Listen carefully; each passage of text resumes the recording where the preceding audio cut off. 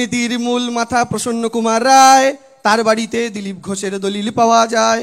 একটি চোখে মোটা ছানি আর একটিতে নাই দিলীপ ঘোষের কোমল শরীর ছোঁয় না সিবিআই। বর্ধমানে টেটের রাজা বিশ্বজিৎ কুন্ডু, পদ্ম ফুলে যোগ দিয়ে তার সাফা হলো মুন্ডু। নারদাতে টাকা নেওয়া কাঠির অধিকারী, ইডি কেন যায় না বলো এদের কারোর বাড়ি।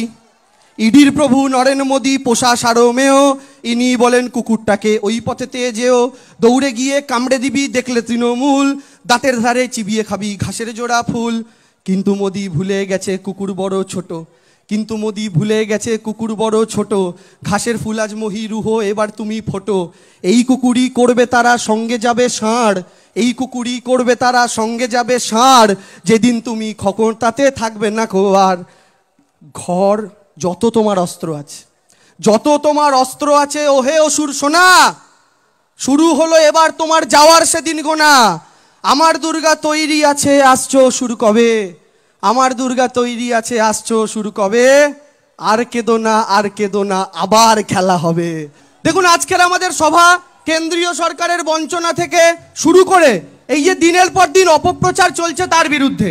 আপনারা টিভি খুলছেন, টেলিভিশন খুলে কদিন ধরে দেখছেন শুধু তৃণমূল কংগ্রেস আর মমতা বন্দ্যোপাধ্যায়কে নিয়ে এদের যাবতীয় কুৎসা, যাবতীয় নোংরা ভাষা। এই স্তরে আজকে রাজনীতি নেমে গেছে। একজন মহিলা মুখ্যমন্ত্রীকে কোন রকম কটূক্তি করার হাত থেকে এরা ছাড়ছে না। এরা ভুলে গেছে এরা যে মায়ের পেটে জন্মগ্রহণ করেছে সেই মা একজন মহিলা এবং আমাদের রাজ্যের মুখ্যমন্ত্রী একজন মহিলা। কোনো ভাষা ছাড়ছে না। আজকে বাংলার ছাত্র যুব মহিলারা সংঘবদ্ধ হয়েছে, সিপিএম বিজেপি কংগ্রেস জোট বেঁধেছে। আরে বিজেপি বলে কিছু, বিজেপি সিপিএম তো এক, মাল তো এক, প্রোডাক্ট তো এক, শুধু কালার আলাদা। সিপিএম বিজেপিতে তফাৎ আছে? কোনো তফাৎ নেই, সমস্ত কিছু এক, শুধু কালারটা হয়ে গেছে গেরুয়া। আপনার এলাকায় যে ইনকিলাব জিন্দাবাদ বলতো সেই ব্যাটাই এখন জয় শ্রীরাম বলে, এক। আর এই বিজেপি এত সমস্যা কেন? এই যে ব্রাত্য বসু আমাদের রাজ্যের মন্ত্রী, তিনি দু একটা চিরকুট বার করার কথা বলছেন। যত না বিজেপি লাফাচ্ছে তার চেয়ে বেশি সিপিএম। কেন জানেন? কারণ যাদের চিরকুট এখন বেরোবে তারা সব ফুটকি লাগিয়ে রাম হয়ে গেছে কদিন আগে, এই জন্য এদের সবার জ্বলছে বেশি।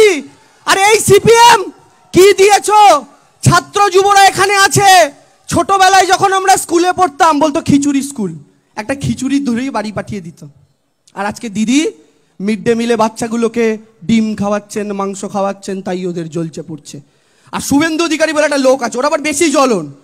কেন বলে? দিদি কেন বাচ্চাদের ডিম দেবে?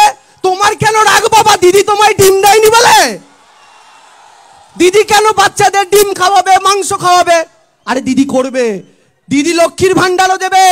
নরেন্দ্র মোদী গ্যাসে যে টাকাটা লুটে নিচ্ছে ওটা দিদি লক্ষ্মীর ভান্ডারে ফেরত দিচ্ছে, বাংলার মানুষ সেটা জানে। এখন আবার আধার কার্ড প্যান কার্ডের নামে 1000 টাকা করে ফাইন করছে। হ্যাঁ, মানুষকে কি ভেবেছো তোমরা?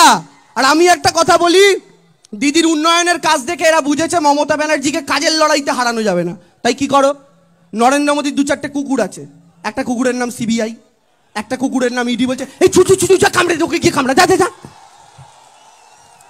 দিল্লিতে বলে এই মনীষ সিসোদিয়া গিয়ে কামড়া, যা যা যা। মহারাষ্ট্রে বলে ওই সঞ্জয় রাউত যাচ্ছে, কামড়া কামড়া কামড়া কামড়া। পশ্চিমবঙ্গে আবার দেখিয়ে দিচ্ছে যা এখানে যাকে পারবি কামড়া। কুকুর দিয়ে হবে বন্ধু? আমি বলি দিদি কাজ করবেন, তোরা দেখবি আর জ্বলবি, লুচির মতো ফুলবি। সেই লুচি দিয়ে আমরা আলুর দম খাবো কাঁচা লঙ্কা চিবিয়ে। মমতা ব্যানার্জি কাজ করবেন, উন্নয়ন করবেন, সেই উন্নয়ন থেকে থামার কোনো প্রশ্ন নেই। সেই সিপিএম আবার লাফাচ্ছে। আমরা কি চাই আবার আমাদের বাড়িতে সেই লোডশেডিং এর দিনগুলো ফেরত আসুক, হ্যারিকেন জ্বালিয়ে বসে থাকার দিন ফেরত আসুক?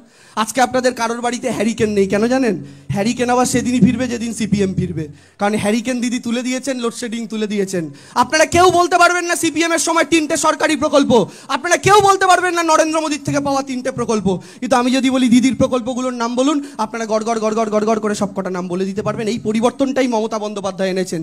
তাই ছাত্র যুব বাংলার মানুষ সকলে জোট বেঁধে তাদের দিদির পক্ষে আরো একবার দাঁড়াতে চাইছে। আর নরেন্দ্র মোদীর এখন এত ঘামছেন কেন দরদর করে দিদির নাম শুনলে? কারণ শ্রীকৃষ্ণ যেমন খবর পেয়ে গেছিলেন, মানে যেমন আমাদের কংস খবর পেয়ে গেছিল না যে তোমারে বদিবে যে গোকুলে বাড়িছে সে, নরেন্দ্র মোদী খবর পেয়ে গেছেন মোদিজি তোমারে বধিবে যে কালীঘাটের টালির চালের ভেতরে বাড়িছে সে। তাই নরেন্দ্র মোদীর বুকটা ধুপুক ধুপুক ধুপুক ধুপুক করছে, তাই সমস্ত অস্ত্র নিয়ে নেমে পড়েছে। কিন্তু অসুরের হাতে যতই অস্ত্র থাক, রূপ বদলের ক্ষমতা থাক, আলটিমেটলি বীরেন্দ্র কৃষ্ণ ভদ্রের কণ্ঠে সেই মহালয়ার গানের কথা মনে করুন, শেষমেশ কিন্তু দুর্গার ত্রিশূলের হাতেই অসুরকে বিদ্ধ হতে হয়েছিল। সেই পরিণতির দিকে আমরা আরো একবার এগোচ্ছি।